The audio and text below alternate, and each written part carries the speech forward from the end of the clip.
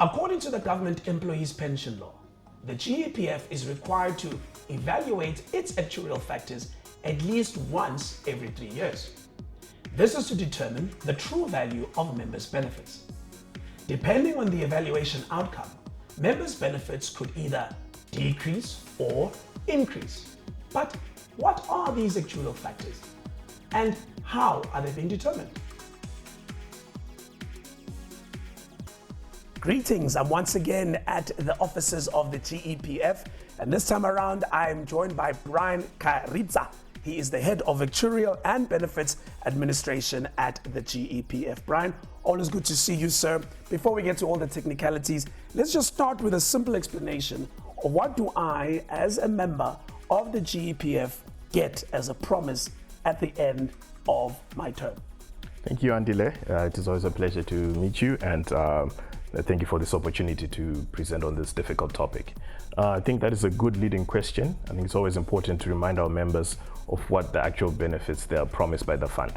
So the benefits that are promised to members are defined in terms of what is payable once they reach retirement. Right. And this is a pension that is payable once they stop working.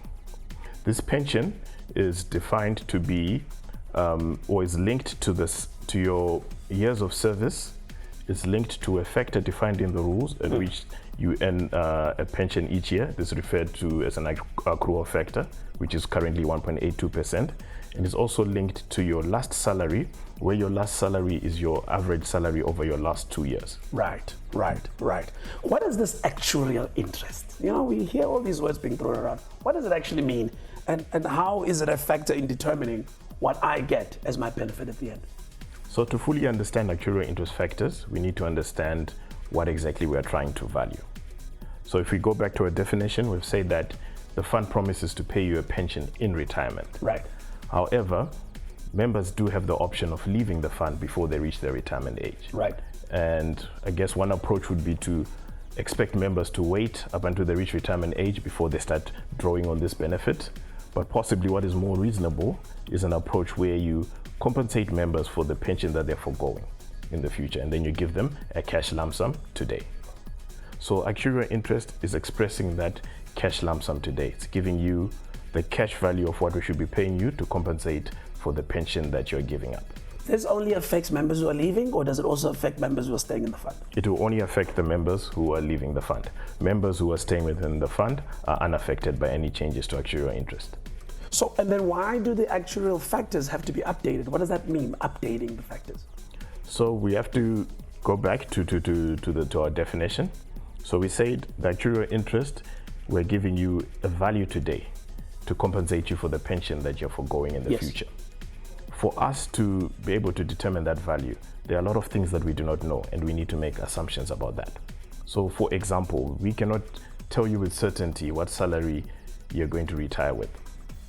So we need to make assumptions about how salaries are going to grow into the future. Right. So when we speak about updating factors, we're talking about updating them and taking account of the current market conditions. So we'll be updating these assumptions or estimates we make about the future.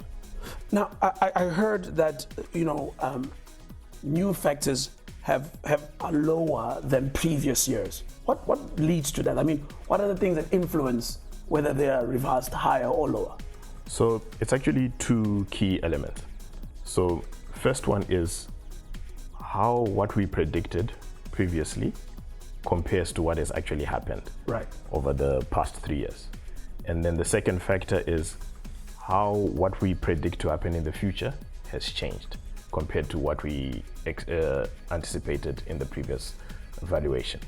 So if we go back to the 2018 valuation, we made certain assumptions about how salaries were going to grow into the future. Mm-hmm. These assumptions did not necessarily materialize for everyone, and certain members did not get those increases, which then meant that the starting salaries that they have now are lower than what we anticipated them to have when we did the initial projections. The consequence of this is that we now expect them to reach their retirement age with lower salaries, which would then translate into lower pensions. And do people not then turn around and say, hey, GEPF, you are paying me a lower outcome or a lower benefit than what you promised me? How do we make sure that it's not lower? Or is it lower?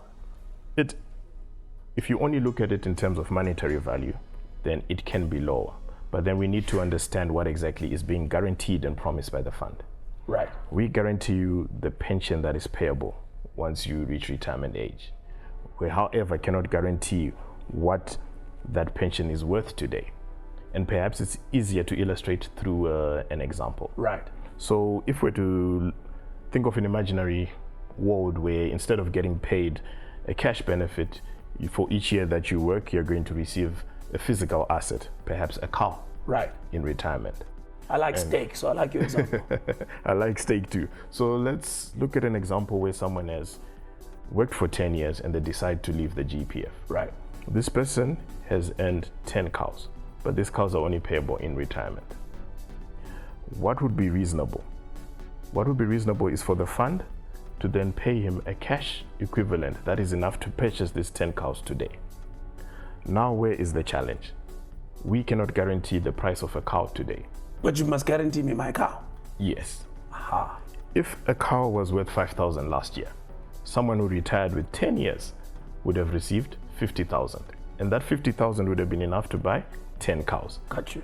Which is the guarantee that was offered by the fund. Right. Now we're in a situation, perhaps for some reason there's a flood of cows in the market and the price of a cow is reduced and it's now 4,500. Right. A person with 10 years of service is now entitled to 45,000. Not because we want to take away money from them, but because that's what is enough to purchase 10 cows in the market today. Right. If we pay them more than 45,000, we're actually paying them more than what they've earned. I see. This will benefit them, but it's coming at the expense of the fund, or more importantly, at the expense of those who are staying within the fund. Right. Similarly, if we're to pay them something lower than that 45,000, that's not fair on them. That's not fair on them and will unduly benefit the fund. So it's about the promise of the benefit, whatever the value of that benefit is at the point that you are leaving the fund. Exactly. So value is different from price, and we guarantee you as a fund to pay you your pension based on the salary that you expected to receive, or the last salaries that you expected to receive when you reach your retirement age. However, we cannot guarantee what that pension is worth today, because that depends on assumptions about the future. But you guarantee can change. But you guarantee the benefit. We guarantee the benefit. The 10 cows in your example. Exactly. Well, look at that. Even I understand that. Thank you so much, Brian. Appreciate your time.